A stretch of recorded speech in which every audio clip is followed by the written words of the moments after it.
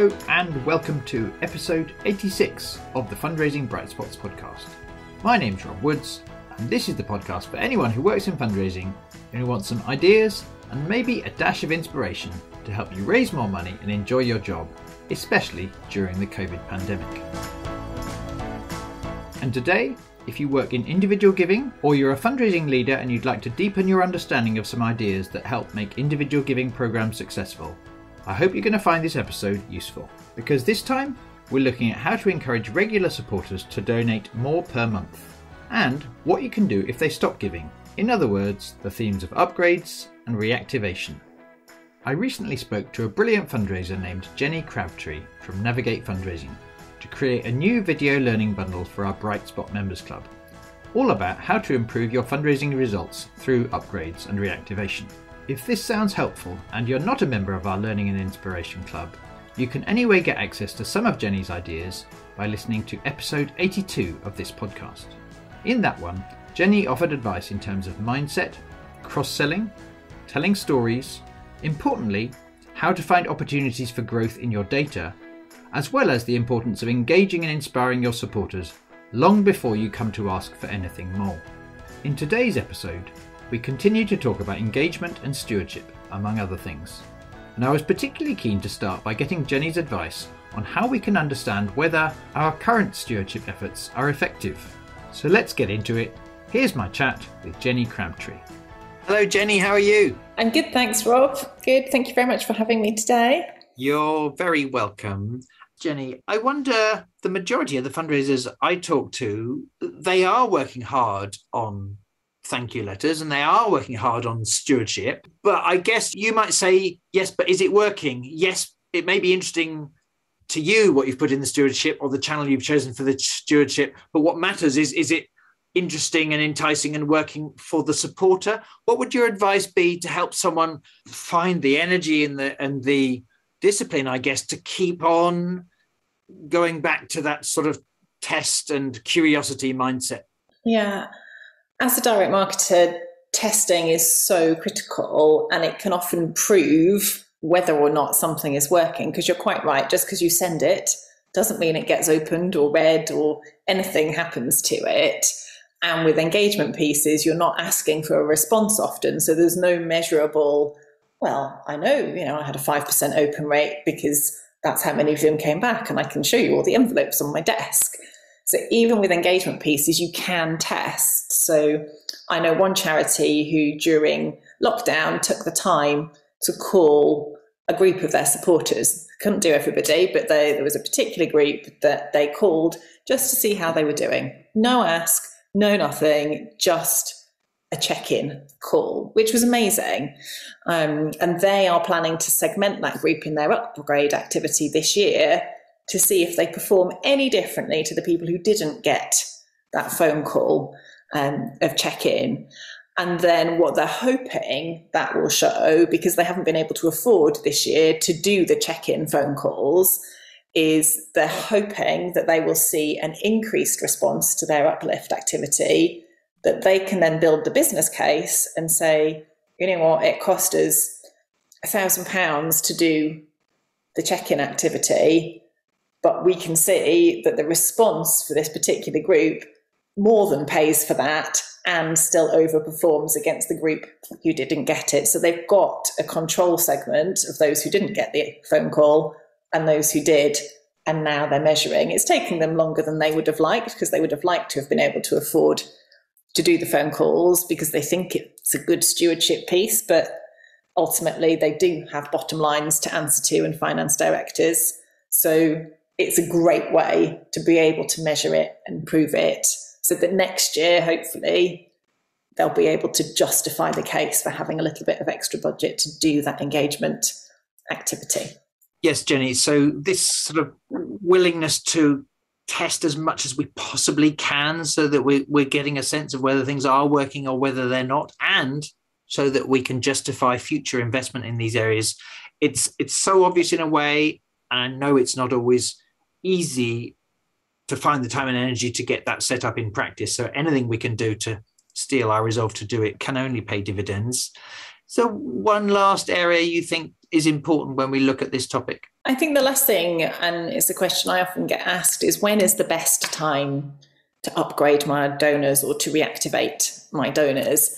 And sadly, it's not a hard and fast, you do it at this point in time. Again, you have to test it and find out and look at your overall engagement plan. You know, I know some charities wait a full year when it comes to looking at when to do their upgrade activity. They will wait a full 12 months from the first gift a donor has given. Others wait 6 months.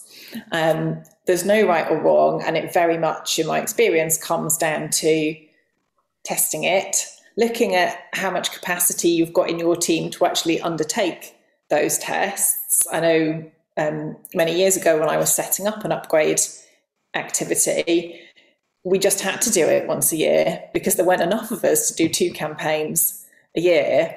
Whereas now I know that charity has grown and they are doing it much more frequently. Again, have you got enough donors to warrant, if you are going to use an outsourced third-party agency, to warrant doing that twice a year? Or does it have to be once a year? Or could you do it every quarter? How does that affect when you would do it? So there's lots of really detailed things to think about when it comes to timeliness. So, you know, who are you asking? Ideally, when would you ask them? And how frequently will you ask them? What happens if they say yes? What happens if they say no? Are you really going to keep asking year on year on year on year all those people that upgrade? Until what? When does it stop? Think about it. What happens if they say no? Are you just going to ask them again next year, or do you give them a break for a year? Think about planning out those journeys for the different scenarios, and think about what communications they will have seen, coming back to the point earlier around what your colleagues might be doing. And it might not just be fundraising colleagues, it might be colleagues from your comms team. You know, if your charity has got a big awareness day, for example, you're a disability charity and you're doing some, you know, a big push of activity about your charity and all the amazing work you do. And yeah, how does that affect when you might want to do some of your fundraising activity? And also look at the detail of how that fits with your donors. You know, if you know that you want to do an upgrade telemarketing campaign, but your audience tend to be out at work all day, then don't ring them between 9 and 5, because they might be like me when they're in work mode. Unless it's my work phone that rings or the kids at school, I don't answer it because I'm like, no, I'm just here in this zone. So would lunchtime or, you know, 5:30 entice them to pick up their phone and answer it? So there's lots of really micro level timing questions that you need to be asking and thinking about. When is the best time to do it? And in terms of timeliness, then reactivation is also really, really timely, because you want that donor to think, well, yeah, actually that charity has noticed I've stopped giving. I know I quite often, as many of us fundraisers do, sign up to various different charities, and I'll give to them for a bit and see what happens. It's amazing how few reactivation calls I get, really is, and I always opt in. But it's amazing how few that I get, or sometimes I get them months or years later. I had one recently for a charity who, God, when did I stop giving? A long time ago, and I had a reactivation call just a few months ago, and I did restart to see what happens. But when I stopped giving and I didn't get anything, I didn't feel valued at all. But if you can put something in place as close as possible to the time when you notice that gift has been cancelled, then I've seen that work really well for some charities. You know, I know some charities send a letter or an email offering a payment holiday of, actually, I'm really sorry that you want to cancel your regular gift, Jenny. Would it help if we set up a 6-month payment holiday and you restart in 6 months' time? Some people, you know, if your support services team are getting phone calls from people saying, I'm really sorry, I need to cancel my gift, can you work with your supported services colleagues to have a conversation with that donor of, I'm really sorry that you want to cancel it. Would it help if we reduced it to just a couple of pounds a month? Does that help? And again, I've seen that work for some charities. Sorry to interrupt, Jenny, if I could just jump in. With causes I support, there's at least two times I've been quite relieved that a charity has been proactive and confident enough to say that to me on the phone, because I was sort of I was feeling bad, and I'd put off having to make this call, and because I still really cared about the cause, and the fact that they enabled me to have my cake and eat it. Mm-hmm. I was taking steps to economize because I needed to financially, but I got to keep the identity of someone who still is there and hates this problem and likes to think of themselves as one of the good guys that stands up against this problem. When the charity was able to give me a way out of that cognitive turmoil, that cognitive dissonance, so I could keep being a supporter, albeit for the moment going down to £2 a month, but still broadly I was economizing. I remember being grateful to the person at the charity who was able to confidently help me basically get what I wanted. Hi, it's Rob, and I wanted to jump in quickly to let you know that if you're the manager of a team or if you belong to a fundraising team, at the time of publishing this episode, we're still accepting team memberships to our learning and inspiration site, the Bright Spot Members Club. To give you a quick sense of the impact that ongoing access to these resources can have, here's what one fundraising manager shared about how the club has helped his team's results.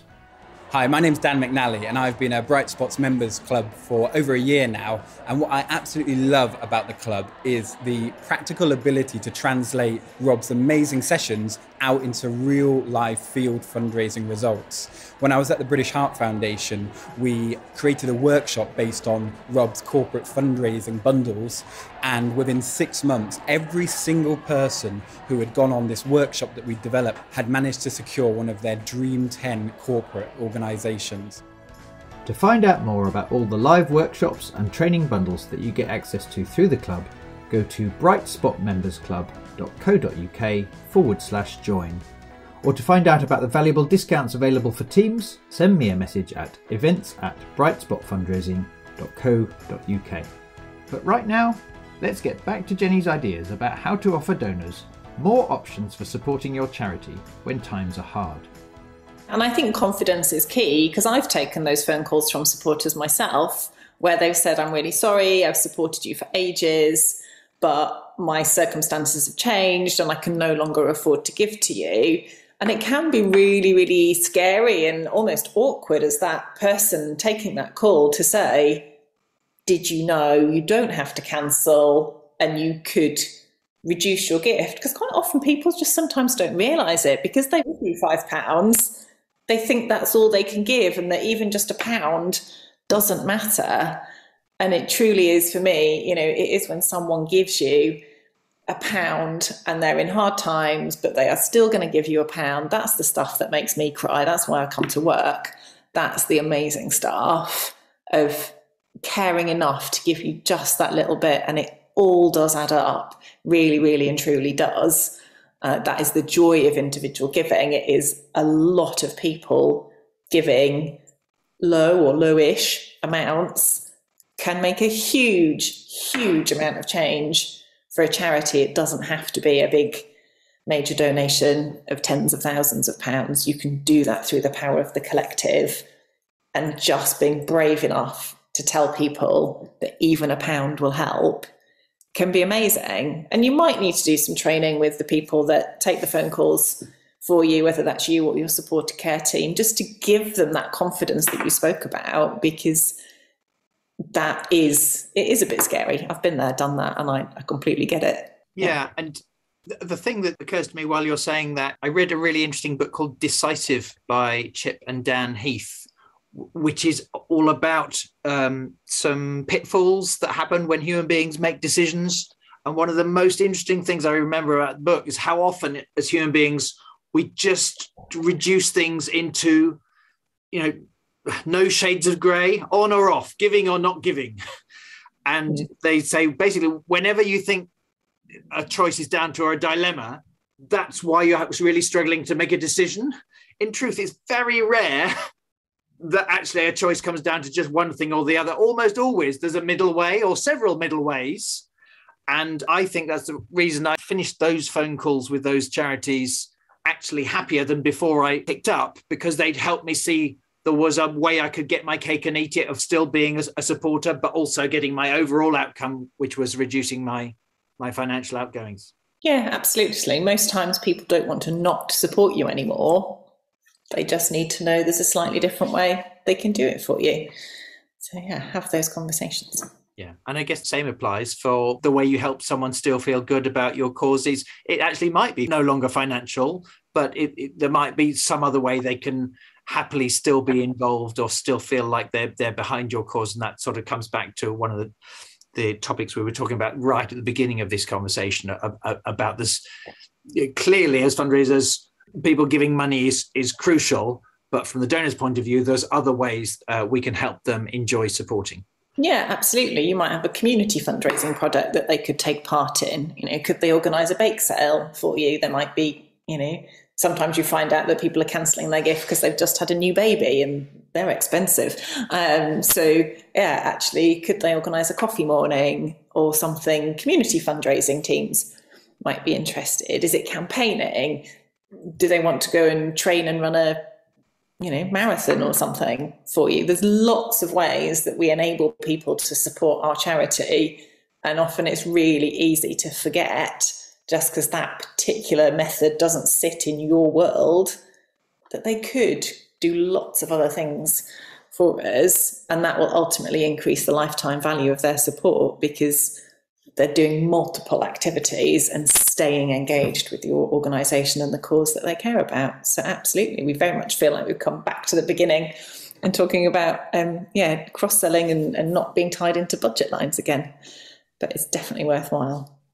Thank you, Jenny. I guess one other thought that's occurring to me before we finish is how it might not always be easy to make time for this type of activity in our fundraising compared to a project that is a new appeal or seeking new donors. Do you have any thoughts that might help us, have the discipline to do these things? Yeah, absolutely. This is definitely not something that is in the new and fancy and interesting category. It's the bread and butter basics, or should be the bread and butter basics of any really good, effective fundraising program. So it is easy for it to slip down the to-do list, and it's often less visible than a big acquisition campaign. But one of the things that we teach when we do the individual giving mastery course is around how do you get the momentum and find the time to do these extra things, because it's a busy job being a fundraiser. We don't, generally speaking, have a lot of spare time. So what I would say is, don't be overwhelmed by thinking, I am here and I've got a really long way to go to get an upgrade and reactivation campaign up and running. Oh, it's too big to deal with. Break it down into chunks and it becomes much more manageable. And what I would ask everybody that is listening who thinks, great, I really want to do this, is when this podcast finishes, just spend probably even 2 minutes thinking of one thing that you can do today and one thing that you can do this week that will start you on the journey to actually making progress with this. It could be going to talk to your colleague who sends out newsletters and finding out what he or she is doing, if that point really resonated with you. It could be booking a meeting with your database manager to sit down and look at, let's just check who's going into our activity. What are those 2 tiny things that you will commit to doing within the next week? Go and jot them down now. And then I've found that to be a really useful thing to put on your to-do list, much more so than sort out upgrade activity, because that's just never going to happen. It's too big and scary. So yeah, take those little steps and you can make it happen. Thank you, Jenny. Yes, one of my new favourite books is called Tiny Habits, and it's all about the amazing momentum you build when you just get yourself to commit to a surprisingly tiny thing, and then you feel good about it, so then the next chunk doesn't feel so scary. So Jenny, thank you ever so much for making time to talk about this important topic. I really appreciate your advice and your examples, and I look forward to catching up with you again very soon. Bye-bye. Thanks, Rob. Bye-bye. Thanks for having me. Bye. I hope you found our chat helpful. If so, and you haven't subscribed to our podcast yet, please take a moment now to hit that subscribe button so you don't miss out on any of the juicy episodes we've got coming up for you. If you're the leader of a team and you'd like to get your team access to a whole library of my best training films for fundraisers, including the full learning bundle I made with Jenny, as well as our live weekly workshops and masterclasses, then do check out our Learning and Inspiration site. You can find out more at brightspotmembersclub.co.uk/join. And although at the time I'm publishing this in January 2022, we're not taking on new individual members, we are still accepting new team memberships, and the various discounts for teams are better than half the price of individual memberships. So if you'd like to find out more about these options, do send me a quick message at events@brightspotfundraising.co.uk. Just before I finish, if you found today's episode helpful and would be willing to share it on social media or with your colleagues, I'd be really grateful. Thank you so much for sharing these shows to help other fundraisers. And Jenny and I would love to hear what you think about this episode. We're both on LinkedIn, and on Twitter I am @woods_Rob. Finally, thank you for listening, and I wish you the very best of luck with all your fundraising efforts today.